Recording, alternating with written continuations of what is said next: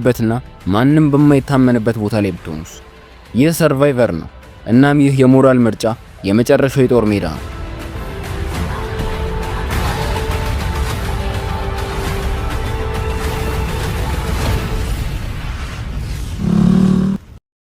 ጨዋታዎች አንዱ ሆኗል። እንግዲህ ወደ ድባቡን እንመልከት። ሰርቫይቨር እንዴት ነው የሚሰራው?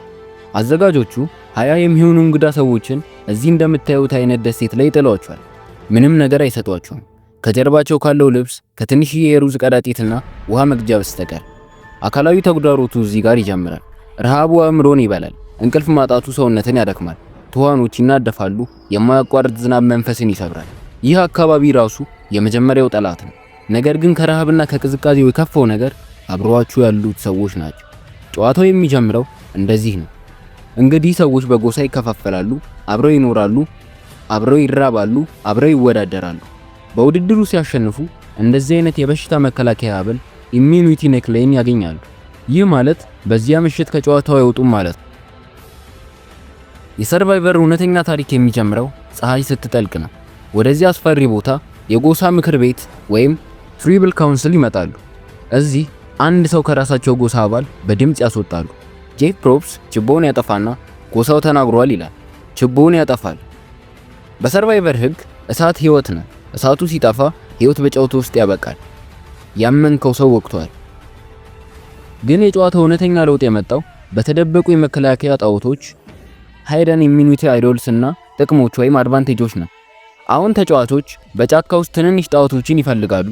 ይህ ጣውት ካለ ሰዎች አንተን ለማስወገድ ድምጽ ቢሰጡ እንኳን ጣውቱን ትጫወትና ድምጾቹ በሙሉ ይሰረዛሉ።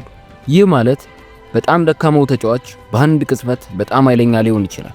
ይህ ለውጥ ሰርቫይቨርን ከቀላል ማህበራዊ ጨዋታነት ወደ ከፍተኛ ስትራቴጂካዊ ጦርነት ቀይሮታል።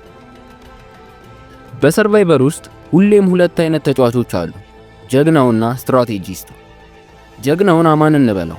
አማን ወደ ጨዋታው የመጣው በታማኝነት ለማሸነፍ ነው።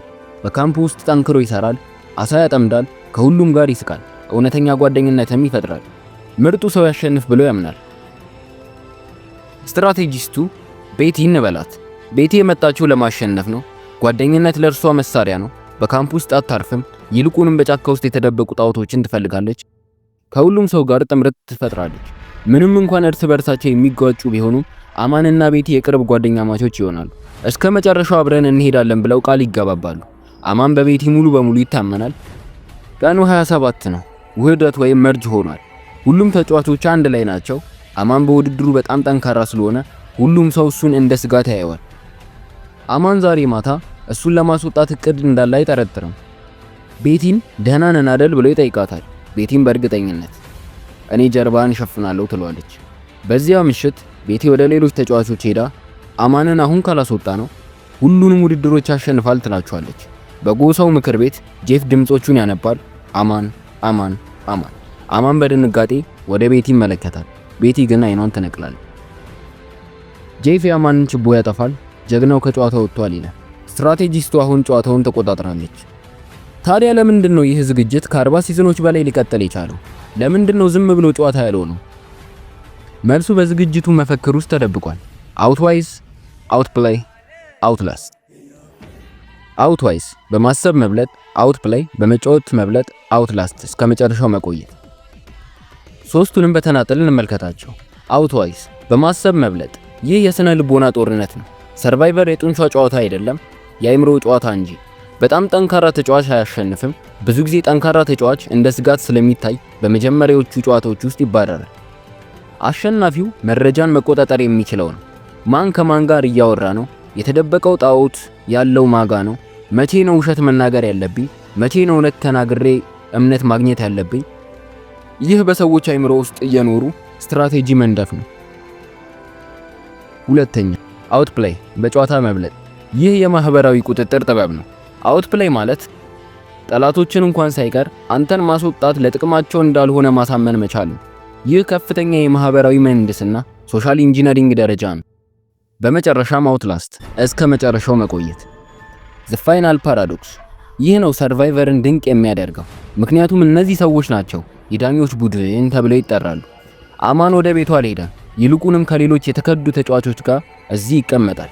በመጨረሻ ቀን ቤቲ ስትራቴጂስቷ የመጨረሻዋ ተወዳዳሪ ሆና ስትቀርብ እነዚህ ሰዎች ናቸው የ$1 ሚሊዮን አሸናፊነቷን የሚወስኑላት።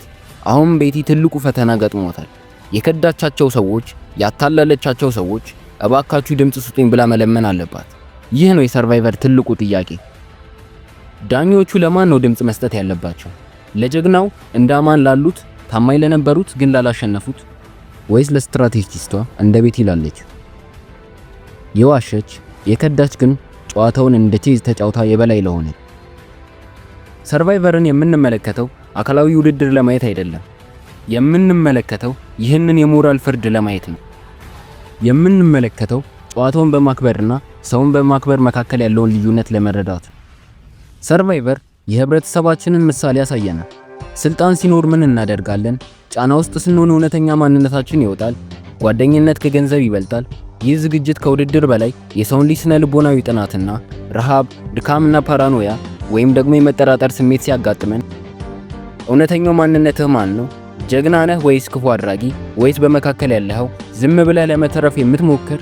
በመጨረሻም ሰርቫይቨር አንድ ነገር ያስተምረናል። በህይወትም ሆነ በጨዋታ የምታደርጋቸው ምርጫዎች ውጤት አላቸው። $1 ሚሊዮን ልታሸንፍ ትችላለህ፣ ግን በመንገድህ ላይ ያቃጠልካቸው ድልድዮች። እናንተስ ምን ትላላችሁ? በሰርቫይቨር ውስጥ ስኬት የሚለካው በታማኝነት ነው ወይስ በስትራቴጂ? እናንተ ብትሆኑ ኖሮ እንደ ጀግናው ትጮቱ ነበር ወይስ እንደ ስትራቴጂስቷ? በሰርቫይቨር ታሪክ ውስጥ ትልቁ ክህደት ብላችሁ የምታስቡት? ሰላም ወዳጆች፣ ቻናላችንን እስካሁን ካልተቀላቀሉ ይህንን ጉዞ አብረን እንድንቀጥል እንጋብዛችኋለን። የእናንተ ድጋፍ ለኛ ትልቅ ትርጉም አለው።